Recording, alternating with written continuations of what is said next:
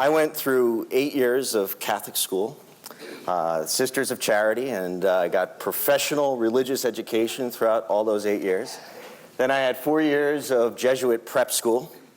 And at the end of 12 years of religious education, I was an atheist. And then I came to Columbia. The sticking point in all that regarding religion for me was the Holocaust. I looked at that and I said, how is it possible that 6 million people could be exterminated in the course of a war that took 80 million lives, and there could be a God? How do you answer that question? I'm going to push back and ask you, there sounds like there's two motives behind the question. Maybe they're both true for you. They're both very important questions. One is how could European civilization, which is based on Christianity for 1,000 years, produce something like that? Or was it much more general, and that is, how in the world could God allow that kind of evil and suffering? That's the question I want. The second one. Yeah, the second one. Much more interesting. Well, the first one is a terrible question, too. I mean, it's a terrible question to answer for a Christian minister. But as a pastor, I have to say that the Holocaust is awful, and yet as a pastor for the last 35 years, I've been sitting in rooms with people, as a pastor, with parents whose little, 2-year-old get run over by a car. I mean, it doesn't seem like a Holocaust, but it's the same kind of misery, the same question. Right. Why in the world would God allow evil and suffering? So I've been through it and through it and through it and through it.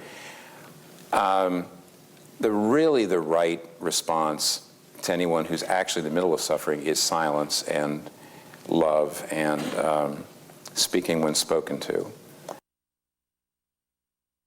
Answers I've given to people over the years when they've asked me. The one is, I actually don't believe it makes it any easier to handle or face suffering by disbelieving in God. And I actually do Martin Luther King Jr.'s letter from Birmingham jail. He says, how do you know that a human deed is unjust, or a law? But he's talking about love. How do you know a human law or deed is unjust? Only if there's a higher law that says it's unjust. Otherwise, what you've got out there is the strong eat the weak. That's how you and I got here. If there's no God, you and I came here through stronger organisms eating the weak organisms, natural selection. That's what life's about. That's utterly natural. Now, deep in our hearts, we feel, no, that's not right. But, the question is why? Now, what Martin Luther King Jr. was saying is, we believe that strong eating the weak is unjust and wrong because there's a higher law. If there was no higher law, he says, how do you even really justify your outrage? And yet the strong eat the weak every single day. Yes. So why doesn't God intervene and say, you know what? You can't kill all those people. Stop it. Well, I said there were two responses. The first response only is that it doesn't make it any easier. I mean, it really doesn't, because now, on what basis am I morally outraged? If strong eating the weak is natural, so what? So they did it. Stronger nations eat weaker nations, stronger individuals. So what's the big deal? What's the problem? I mean, that's fair. I mean, that's not a complete answer, but it's fair to say, yeah, now as an atheist, now how am I dealing with evil and suffering? Now I really have only a visceral reaction to it. I don't even have a real cogent warrant for saying this has absolutely got to stop, other than I don't like it. But the second is, now you were raised, you went to Catholic school. The Christian view of God is very different than the other views of God, because the Christian view of God is that God came into this world and suffered. Now, I have a cat, and my wife and I love our cat, and we actually saw it once. We broke its leg by accident, but we fixed it for only $1,000, which we never in a million years would have thought we would ever do for a cat. But well, you broke it, so we broke the cat. You're kind of morally obligated. And it suffered. However, I think it's fair to say, because it doesn't have the same kind of self-consciousness, I would say that a human being suffering is probably at least sort of some kind of higher order. You're more aware of things. There's more agony than If God really came to earth in Jesus Christ, then, and the suffering he went through on the cross voluntarily would have been far beyond my suffering.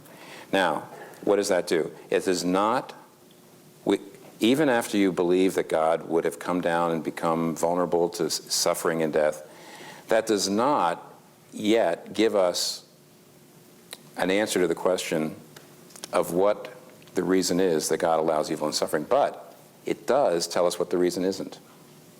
It can't be that he doesn't love us, or he wouldn't have come down and gotten involved. It can't be that he doesn't care, or he wouldn't be involved. I don't know what the reason is he hasn't stopped it yet, but it can't be a lack of, it can't be a remoteness, it can't be indifference, or he wouldn't have come and gotten down involved. Now that assumes you believe the gospel. But if you believe the gospel, what it does is it keeps off the idea of indifference and says, I don't know why he hasn't stopped evil and suffering. But whatever the reason is, it can't just be indifference, hardness of heart, or lack of Well, love. have you thought about it in terms of, the reason? I mean, Why didn't he come down and stop the Holocaust? I don't know. But now, Right. at this point, you've got to ask yourself a question. If you can't think of a reason, does that mean there really can't be one? That's the Alvin Plantinga. Right. Have you heard the no-seems? Oh, this is good. You'll like this. Okay. Lay it on me. All right. Well, now, you're an academic, so you realize philosophers talk like this. Neither of us are really philosophers, but you do know how they talk. I do indeed. Okay. He says, if you look into a pup tent and I ask you, do you see any St. Bernards? And if you don't see any St. Bernards, you say, no, I don't see any St. Bernards, then we can safely conclude there probably are no St. Bernards in the tent, because if there were a St. Bernard in the tent, you'd probably see it. But he said, if you look into a pup tent and I say, do you see any no-see-ums? Now, no-see-ums, if you live near the Great Lakes, are little gnats that are so small they come through the screen and bite you anyway. And he says, so if you look into the pup tent and I say, do you see any no-see-ums? And you say, no, I don't see any see-ums. I don't see any no-see-ums. That doesn't mean that there aren't any no-see-ums in there, because if there were, you couldn't see them. And he says, now, when you say, because I can't think of any good reason why God would continue to allow evil and suffering to happen, therefore there can't be one, you're assuming that whatever reasons there would be more like St. Bernards than no-see-ums. Well, why should it be? I mean, he says this is probably cold comfort. Without the gospel of Jesus Christ coming into the earth and coming alongside of us, it's cold comfort. But what he's saying is you can't assume that just because you can't think of a good reason why God hasn't stopped it yet, there can't be any. And then the gospel says, well, whatever that reason would be, it can't be a lack of love. For more information about the Veritas Forum, including additional recordings and a calendar of upcoming events, please visit our website at veritas.org.